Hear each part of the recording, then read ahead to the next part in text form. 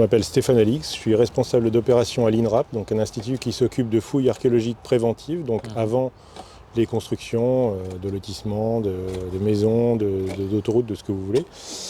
Et là, je dirige actuellement une fouille depuis mai dernier jusqu'en fin février prochain sur un quartier gallo-romain du sud de la ville de Sens en fait. Il y a un projet immobilier qui est mené par la société Abélis qui construit des logements sociaux et donc c'est là qu'on intervient. Il y a eu un diagnostic archéologique qui a été fait en 2020 qui a montré la présence de vestiges notamment gallo-romains.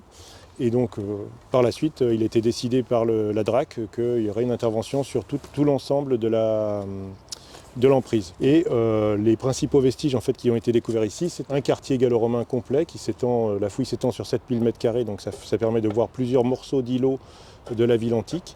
C'est un endroit où on ne supposait pas que la ville s'étendait. On est loin, enfin un petit peu loin au sud par rapport au modèle qu'on avait développé jusqu'à maintenant de l'occupation gallo-romaine. Ce morceau de quartier s'organise en fait autour d'une voie vous ne voyez peut-être pas d'ici, mais qui scinde en deux l'emprise, et de part et d'autre se développent en fait des îlots d'habitation. On est dans des quartiers assez modestes du sud de la ville, à l'entrée de la ville probablement. Et donc on a affaire à des bâtiments donc, soit en pierre, soit pour la plupart en bois et terre, qui sont assez difficiles à voir et à fouiller, mais très riches. Alors pour ce qui est des périodes, donc l'occupation principale, c'est-à-dire la ville romaine, elle s'étale du début du 1er jusqu'au 3e siècle. Et on a également effectivement ces éléments précoces qui sont avant la ville, qui sont gaulois, qui datent du 1er avant Jésus-Christ. On est dans un endroit qui est particulier puisqu'on n'est pas très loin du croisement de la Vanne, une rivière qui se jette dans l'Yonne un peu plus loin. Et on est dans des milieux très humides. Donc on pourrait revenir, c'est très intéressant pour nous ces milieux humides, mais ils impliquent une présence d'eau dans tout le sous-sol et notamment en particulier dans les parties basses. Donc c'est par là qu'on a commencé puisqu'on était en mai et qu'on allait vers l'été, donc c'était plus facile de fouiller les pieds dans l'eau là-bas. Ça présente un intérêt majeur et une grosse difficulté. La grosse difficulté, c'est qu'on a les pieds dans l'eau et que c'est très très dur de fouiller puisque la nappe est présente sur une partie des vestiges. L'énorme intérêt, c'est que ça maintient toutes les couches dans des milieux anaérobies, donc non oxygénés, qui vont maintenir tous les éléments organiques présents. On a en fait des planches du bois conservé qui a 2000 ans, qui apparaît, voilà. Donc ici, dans cette partie basse, on a toute une série de fosses qui sont en grande partie des latrines, qui sont très intéressantes à fouiller, même si ce n'est pas très ragoûtant. C'est-à-dire que dans ces comblements sont conservés par exemple les pollens qui vont vous donner une image de la végétation alentour. Vont être conservés ce que les gens ont rejeté d'organique qu'ils ont pu manger, ça, par exemple des noyaux, des graines qui vont nous renseigner sur cette nourriture végétale qu'on n'aborde jamais quasiment sinon. Et puis ici on a trouvé quelque chose d'assez exceptionnel.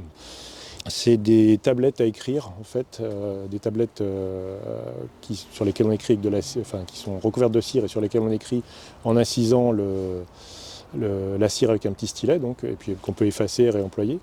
Et donc la cire est partie sur ces tablettes, mais il y a encore beaucoup de traces d'écriture sur les éléments qu'on a trouvés, comme des fibules, des broches, de ce genre de choses, des bracelets qui ont échappé à leurs propriétaires, qui sont retrouvés piégés dans les couches, ce genre de choses, quelques outils. Alors le site, comme je l'ai expliqué, est organisé autour d'une voie qu'on voit mal ici, mais qu'on pourra on pourra s'approcher. Et de part et d'autre, vous avez en fait des maisons qui se développent en lanière, perpendiculairement à cette voie. Et certaines de ces maisons sont un peu plus massives. On peut supposer des étages vu les fondations. On a retrouvé des fondations très profondes, notamment parce qu'à cause de ces problèmes d'eau dans le terrain, si on veut monter en étage, il faut vraiment fonder les bâtiments. Et ailleurs, plus à l'est, plutôt des bâtiments plus modestes, plus bas en étage, avec au maximum un petit étage ou un grenier, et qui sont basés souvent sur ce qu'on appelle des murs bahus, c'est-à-dire un début de construction en pierre, puis des pans de bois sur le haut. Vous avez des niveaux de gravier qu'on voit sous les tas de terre, là, qui sont un peu noyés maintenant, on les voyait mieux il y a quelques temps. Et ces niveaux de gravier, en fait, c'est la base de la rue romaine qui s'étend jusqu'au fond. Un peu plus loin, on les retrouve juste en dessous de la maison. Là-bas, vous avez des niveaux un peu beige-jaune qui sont en fait la suite de ces niveaux de gravier. Si vous les voyez avec les petites étiquettes, ce sont des niveaux en fait on a marqué le sédiment pour bien marquer les niveaux qu'on arrive à distinguer. Des niveaux de trottoir qui s'empilent le long de la voirie. Donc il ne reste pas grand-chose puisqu'on a tout détruit pour aller voir ce qu'il y avait dessous.